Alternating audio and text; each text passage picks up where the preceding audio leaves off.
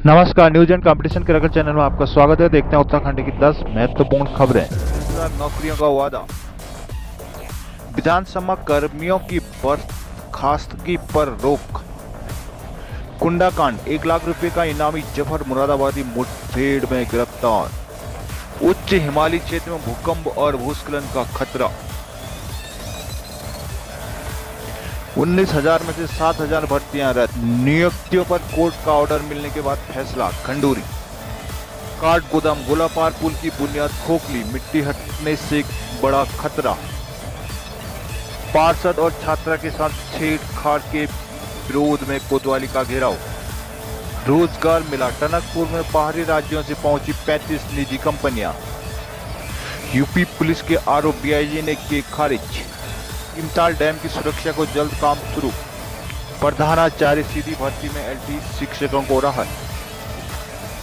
उत्तराखंड में नए साल में 19,000 नौकरियां मिलेंगी। 7,000 नौकरियों की भर्ती प्रक्रिया इस साल दिसंबर तक पूरी हो जाएंगी। ये बात मुख्यमंत्री पुष्कर सिंह धामी ने टनकपुर में शनिवार को रोजगार मेले के शुभारंभ अवसर पर कही। उन्होंने कहा कि सरकार ने तैयारियां पूरी कर ली है। टनकपुर के इंजीनियरिंग कॉलेज में रोजगार मेले में शिरकत करने पहुंचे मुख्यमंत्री धामी ने कहा कि अक्टूबर में जारी भर्ती कैलेंडर की सभी भर्तियां दिसंबर तक पूरी हो जाएंगी। इनके पूरा होते विभिन्न विभागों में रिक्त 19,000 पदों पर भर्तियां निकाली जाएंगी। इन पदों को भरना उनकी प्राथमिकता है। धामी ने कहा कि अब ऐसी व्यवस्था की जाएगी कि भर्तियों में अनियमितता करने की कोई हिम्मत नहीं करेगा। अधीनस्थ सेवा चयन आयोग के बजाय लोक सेवा आयोग उत्तराखंड में पारदर्शी और निष्पक्ष तरीके से भर्तियां कराएगा। विभिन्न योजनाओं का किया शिलान्यास। मुख्यमंत्री धामी ने टनकपुर चंपावत जिले के विकास की आधारशिला रखते हुए 84 करोड़ के विकास कार्यों का लोकार्पण और शिलान्यास किया। उन्होंने अधिकारियों को निर्माणाधीन विकास कार्यों को जल्द धरातल पर उतारने के तेजी से प्रयास करने के निर्देश दिए। साथ ही धामी ने साफ तौर पर कहा कि चंपावत का आदर्श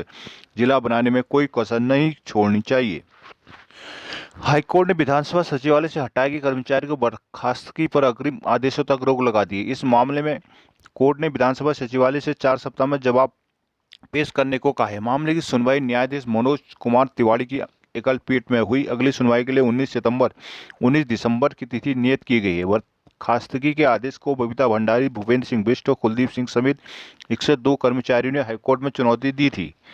याचिकाकर्ताओं की ओर से वरिष्ठ अधिवक्ता देवीदत्त कामत, वरिष्ठ अधिवक्ता अवतार सिंह रावत, केवी उपाध्यक्ष रविंद्र सिंह बिष्ट और आलोक मेहरा ने पैरवी की। याचिकाकर्ताओं के अधिवक्ताओं ने कोर्ट को बताया कि विधानसभा अध्यक्ष की ओर से लोकहित को देखते हुए इन कर्मचारियों की सेवाएं 28 और 29 सितंबर को समाप्त कर दी। इन कर्मचारियों को किस आधार पर किस कारण से सेवा से हटाया गया, इस बात का बर्खास्तगी में आदेश में कहीं उल्लेख नहीं किया गया। कार्रवाई से पहले इन कर्मचारियों का पक्ष भी नहीं सुना गया, जबकि इन कर्मचारियों से विधानसभा सचिवालय में नियमित कर्मचारी की तरह कार्य कराया गया। दलील दी गई कि एक साथ इतने कर्मचारियों को बर्खास्त करना लोकहित नहीं है। बर्खास्तगी का यह आदेश विधि विरुद्ध है। विधानसभा सचिवालय में 396 पदों पर बैकडोर नियुक्तियां 2002 से 2015 के बीच में हुई थी, जिनको नियमित किया जा चुका है, लेकिन सिर्फ संबंधित कर्मचारियों को ही बगैर आधार के बर्खास्त किया गया। कोर्ट में विधानसभा सचिवालय का पक्ष रखते हुए अधिवक्ता विजय भट्ट ने कहा कि इन कर्मचारियों की नियुक्ति बैकडोर से हुई है, उन्हें व्यवस्था के आधार पर रखा गया था, उसी आधार पर उन्हें सेवा से हटा दिया गया। यूपी के सीएम योगी आदित्यनाथ के मुरादाबाद आने से कुछ घंटे पहले पुलिस ने 1 लाख रुपए के इनामी खनन माफिया जफर को मुठभेड़ में घायल करने के बाद दबोच लिया। उनके पैर में गोली लगी है। मुठभेड़ में एक सिपाही भी घायल हुआ। दोनों को अस्पताल में भर्ती कराया गया। जफर ठाकुर द्वारा एसडीएम की टीम पर हमला कर डंपर छुड़ाने और काशीपुर मुठभेड़ के मामले में वांछित था। ठाकुर द्वारा एसडीएम परमानंद सिंह और खनन इंस्पेक्टर अशोक कुमार की टीम पर 13 सितंबर को हमला करके खनन माफिया उसके गुर्गों ने 4 डंपर छुड़ा ली। ठाकुर द्वारा पुलिस ने 5 नामजद और 150 अज्ञात के खिलाफ केस दर्ज कराया था। अब तक 17 आरोपी जेल भेजे जा चुके हैं, जबकि डिलारी थाना क्षेत्र के गांव काकड़खेड़ा निवासी आरोपी जफर और ठाकुर द्वारा के गांव रतुपुरा निवासी आरोपी दिलशाद थे। 15 अक्टूबर को ठाकुर द्वारा पुलिस व एसओजी की टीम ने आरोपी जफर को कमलापुरी चौराहे के पास घेर लिया और वहां पर फायरिंग कर उत्तराखंड की सीमा में भाग गया। पुलिस टीम भी पीछा करते हुए काशीपुर पहुंच गई। जफरकुंडा थाना क्षेत्र के गांव भरतपुर स्थित ज्येष्ठ उप प्रमुख गुरकेश सिंह भुल्लर के मकान में घुस गया। वहां पुलिस जफर और ग्रामीणों के बीच हुई मुठभेड़ में भुल्लर की पत्नी की मौत हुई। एसपी सिटी अखिलेश भदौरिया ने बताया कि शनिवार को पाकबड़ा में चेकिंग के दौरान आरोपी फायरिंग कर भागने के लिए कोशिश कर रहा था। उत्तराखंड का उच्च हिमालयी जोन भूकंप और भूस्खलन के लिए अति संवेदनशील बना हुआ है। प्रदेश के विभिन्न स्थानों पर लगातार आ रहे छोटे भूकंप इनकी चेतावनी दे रहे हैं। वैज्ञानिकों ने कुमाऊं और गढ़वाल रीजन में बड़े भूकंप की आशंका जताई। कुमाऊं विश्वविद्यालय के वैज्ञानिकों ने उत्तराखंड में 10 से अधिक संवेदनशील स्थानों पर आंकड़े एकत्र कर ये रिपोर्ट तैयार की है। शोध में भूकंप को लेकर और भी चिंतित करने वाले तथ्य सामने आए हैं। कुमाऊं विश्वविद्यालय के शोधकर्ताओं की टीम ने उत्तराखंड में 11 से अधिक स्थानों पर भूकंप मापी यंत्रों के आंकड़े जुटाकर अध्ययन किया। भूवैज्ञानिक डॉक्टर संतोष जोशी बताते हैं कि 1991 से अब तक प्रदेश में 3,000 से अधिक भूकंप आए हैं। राहत की बात है कि ये सभी 6.5 मैग्नीट्यूड से कम तीव्रता के थे। जमीन के भीतर 8 से 25 किलोमीटर तक ही इनका असर था। इस कारण बड़ा नुकसान नहीं हुआ, लेकिन भविष्य में बड़ा भूकंप आ सकता है। बागेश्वर का कपकोट, पिथौरागढ़, धारचूला, चमोली, उत्तरकाशी और रुद्रप्रयाग को लेकर शोधकर्ताओं ने चिंता जाहिर की है। ये क्षेत्र भूकंप की दृष्टि अति संवेदनशील बने हुए हैं। ऐसे में प्रशासन को समय से इनके नुकसान से बढ़ने को निर्णय लेने होंगे। साल 2014 में गठित उत्तराखंड अधीनस्थ सेवा चयन आयोग अपने 8 साल के सफर में कुल 10,000 युवाओं को रोजगार दे पाया, जबकि आयोग की नाकामी से इस दौरान करीब 7,000 पदों की भर्ती अब तक खारिज हो चुके हैं या होने के कगार। इनमें से ऐसे मामले भी शामिल हैं जिसमें अंतिम चयन के बाद परीक्षाएं रद्द की गई। राज्य सरकार ने साल 2014 में इस भर्ती आयोग का गठन किया था। इसके बाद आयोग ने 2015 में पहली परीक्षा कराई।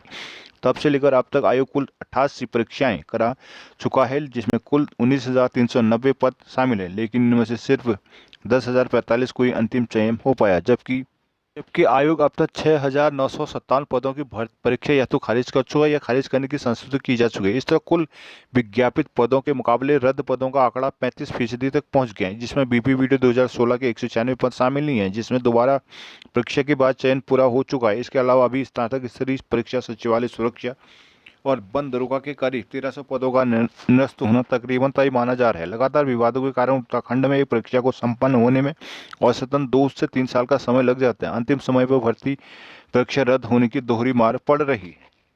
विधानसभा के बर्खास्त कर्मचारियों को लेकर आए नैनीताल हाईकोर्ट के फैसले के बाद अब एक बार फिर विधानसभा की नियुक्ति में चर्चा शुरू हो गई है। बर्खास्त कर्मचारियों के फैसले से जुड़ी बड़ी राहत मिली है। वहीं विधानसभा अध्यक्ष खंडूरी के सामने अपने फैसले को सही साबित करने की चुनौती बढ़ गई है। विदित है कि अधीनस्थ सेवा चयन आयोग की भर्तियों में धांधली सामने आने के बाद विधानसभा में हुई बैकडोर भर्तियों पर भी सवाल खड़े हो गए थे। पूर्व अध्यक्ष प्रेमचंद अग्रवाल और गोविंद सिंह कुंजवाल के समय हुई नियुक्तियों के मामले में तूल पकड़ा तो विधानसभा अध्यक्ष रितु खंडूरी ने भर्तियों की जांच के लिए समिति का गठन कर लिया। Retired IAS DK. कोटिया की अध्यक्षता में गठित समिति ने विधानसभा के दस्तावेजों की जांच करने के बाद वहां हुई भर्तियों को पूरी तरह गलत और अवैध पाया था। विधानसभा अध्यक्ष रितु खंडूरी का कहना है कि सोमवार को कोर्ट का आदेश मिलने के बाद उसका अध्ययन किया जाएगा और उसके बाद ही आगे के कदम को लेकर निर्णय लिया जाएगा। विधानसभा अध्यक्ष रितु खंडूरी ने जिन 250 कर्मचारियों को बर्खास्त किया, उनमें से 150 भर्ती 2016 में कांग्रेस सरकार के दौरान विधानसभा अध्यक्ष गोविंद सिंह कुंजवाल के समय हुई और जबकि 100 भर्तियां भाजपा राज्य सरकार में विधानसभा अध्यक्ष प्रेमचंद अग्रवाल के समय हुई। पहाड़ों मैदान को जोड़ने वाले पुलों में से एक काठगोदाम पुल खतरे की जद में आ गया है। गोला नदी पर बने 47 साल पुराने इस पुल के बीच का पिलर बुनियाद से खोखला हो गया। पिलर और नदी के ऊपरी सतह से बीच तकरीबन 1 से 1.5 मीटर का खाली स्थान दूर से नजर आ रहा है, लेकिन जिम्मेदार आवागमन और पहाड़ों में सप्लाई के लिहाज से पुल के सुरक्षात्मक कार्य करने को लेकर कवायद करते नहीं दिख रही। दरअसल हल्द्वानी को कुमाऊं का प्रवेशद्वार कहा जाता है। पहाड़ की व्यापारिक पर्यटन गतिविधियों के लिहाज से काफी अहम है। काठगोदाम में गोला नदी में बना पहाड़ों में खाद्यान्न और अन्य सामानों की सप्लाई के लिए महत्वपूर्ण है, क्योंकि नवीन मंडी और यातायात नगर से पहाड़ों की सप्लाई होने वाला सामान लेकर बड़े वाहन गोलापार बाईपास होते हुए काठगोदाम पुल से गुजरते हैं। ये अक्टूबर 1975 में पुल का लोकार्पण करते हुए इसमें वाहनों की आवाजाही शुरू कर दी गई थी। बताया जाता है कि काफी समय में पुल की मेंटेनेंस की कोई विशेष पहल नहीं हुई है। अब ऐसे में अब पुल की ठीक बीचों बीच का पिलर बुनियाद से खोखली हो गई है। महिला पार्षद और छात्रा से छेड़छाड़ के विरोध में पार्षदों और स्थानीय लोगों ने कोतवाली का घेराव किया। पार्षदों ने पुलिस की सुरक्षा के दावे और कार्य प्रणाली पर सवाल उठाई। कार्यवाही न होने पर आंदोलन की चेतावनी दी गई। शनिवार को नगर निगम के नेता प्रतिपक्ष रवि जोशी के नेतृत्व में कोतवाली पहुंचे पार्षदों ने पुलिस के खिलाफ नारेबाजी की। पुलिस अधिकारियों को कोतवाली बुलाने की मांग की। काफी देर तक किसी अधिकारी के नहीं आने पर उन्हें मुख्य गेट के आगे बैठकर धरना प्रदर्शन शुरू कर दिया गया। कहा एक ही दिन में पार्षद और छात्रा से छेड़छाड़ पुलिस की व्यवस्था के दावों की पोल खोल रही है। कोतवाल हरेंद्र चौधरी ने पार्षदों को आरोपियों की जल्द गिरफ्तारी का आश्वासन दिया। कहा कि आरोपियों को बख्शा नहीं जाएगा। धरना देने वालों में गीता बलूटिया, दीपा बिष्ट, महेंद्र चंद, रोहित कुमार, मुन्नी कश्यप, हेमंत शर्मा, विनोद दानी, महेश आर्य रहे।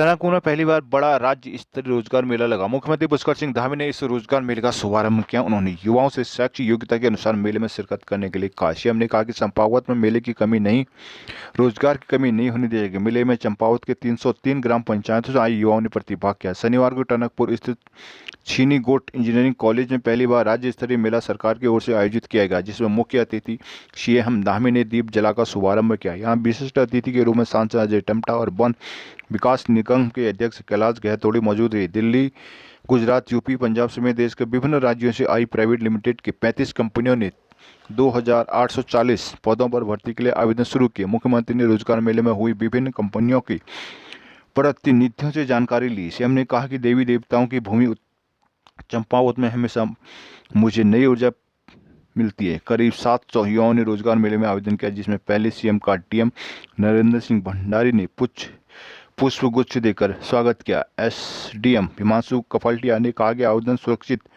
रख लिए गए हैं और 707 युवाओं ने आवेदन भरे हैं। चंपावत को आदर्श जिला बनाने में कोई कसर नहीं छोड़ूंगा, पर्यटन के रूप में जिले को आगे ले जाने का संकल्प लिया है। टनकपुर के इंजीनियरिंग कॉलेज में छात्रावास का निर्माण किया जाएगा। यहाँ पर तैनात अतिथि शिक्षकों का मानदेय 35,000 रुपये किया गया। अन्य विकास कार्य को तेजी से आगे बढ़ाने के अधिकारियों को निर्देश दिए गए। प्रधानाचार्य के 50% रिक्त पदों पर भर्ती में एलटी कैडर के शिक्षकों को बड़ी राहत मिल सकती है। प्रमोशन से एलटी से प्रवक्ता बने शिक्षक 10 साल के बजाय 5 से 7 साल की सेवा पूरी कर चुके शिक्षक भी सीधी भर्ती में शामिल हो सकेंगे। सरकार वर्तमान में भर्ती नियमावली को संशोधित करने की तैयारी कर रही है। संपर्क करने में शिक्षा मंत्री धन सिंह रावत ने इनकी पुष्टि की। उन्होंने कहा कि इस संबंध में अधिकारियों के साथ एक बैठक की जा चुकी है। प्रमोशन से प्रवक्ता बने शिक्षकों को सेवा अवधि को समय सीमा को जल्द तय कर दिया जाएगा। कुंडा कांड में क्राइम सीन रिक्रिएशन, इस कांड से पर्दा हटा सकता है। यूपी और उत्तराखंड पुलिस की तरफ से दर्ज मुकदमे के हिसाब से उस दिन पूरा घटनाक्रम ठाकुरद्वारा से भरतपुर के बीच हुआ। यूपी के ठाकुरद्वारा के जसपुर मोड़ से लेकर काशीपुर के कुंडा थाना क्षेत्र के भरतपुर गांव तक 16 किलोमीटर मार्ग पर लगे सीसीटीवी कैमरों की फुटेज से मामले अहम कड़ी साबित होगी। माना जा रहा है कि इस दूरी में 25 से 30 सीसीटीवी लगे हुए हैं। यूपी पुलिस की ओर से ठाकुरद्वारा में दर्ज मुकदमे जसपुर मोड़ पर आरोपी जफर के क्रेटा कार में अपने साथी के साथ आने और यहां पर पुलिस दल को देखने के बाद जफर के फायर करने और एसओजी के एक सिपाही को गोली लगने की घटना दर्ज की। उसके बाद जफर का पीछा करते हुए जफर के घर में घुस जाने का घटनाक्रम दर्ज किया। इसके बाद यूपी पुलिस पर हमले का घटनाक्रम दर्ज है। वहीं उत्तराखंड पुलिस की ओर से दर्ज मुकदमे में जसपुर के ज्येष्ठ उप प्रमुख की पत्नी की हत्या में अज्ञात के खिलाफ केस दर्ज है, लेकिन इसमें ठाकुरद्वारा पुलिस और यूपी की एसओजी का केस में जिक्र किया है। क्राइम सीन रिक्रिएशन हुआ तो सीसीटीवी फुटेज की मदद से यूपी पुलिस के यहां तक आने जफर की क्रेटा कार से आने में क्या सच्चाई सामने आ सकती है। सिंचाई मंत्री सतपाल महाराज ने चीन से आ रही नदियों में सुरक्षा उपकरण लगाने के निर्देश दिए हैं। उन्होंने कहा कि नेशनल हाइड्रोलॉजी प्रोजेक्ट के तहत नदियों में सुरक्षा के उपकरण लगाए जा रहे हैं। सिंचाई मंत्री सतपाल महाराज ने शनिवार को यमुना कॉलोनी में सिंचाई विभाग के विभिन्न परियोजनाओं की समीक्षा की। इस दौरान उन्होंने विभाग के अधिकारियों को निर्देश दिए कि सुरक्षा संबंधी उपकरण चीन से आ रही नदियों में जरूर लगाए जाएं। इसके साथ ही उन्होंने भीमताल को डैम सेफ्टी स्टडी के अनुसार जल्द काम शुरू करने के निर्देश दिए ताकि भीमताल में हो रही रिसाव को रोका जा सके। बैठक के दौरान महाराज ने जामरानी बांध परियोजना को प्रधानमंत्री कृषि सिंचाई योजना के तहत स्वीकृति देने के प्रभावी कार्यक्रम करने और सौंग बांध परियोजना का निर्माण महत्वपूर्ण राष्ट्रीय परियोजना के तहत करने के लिए आवश्यक तैयारी को कहा।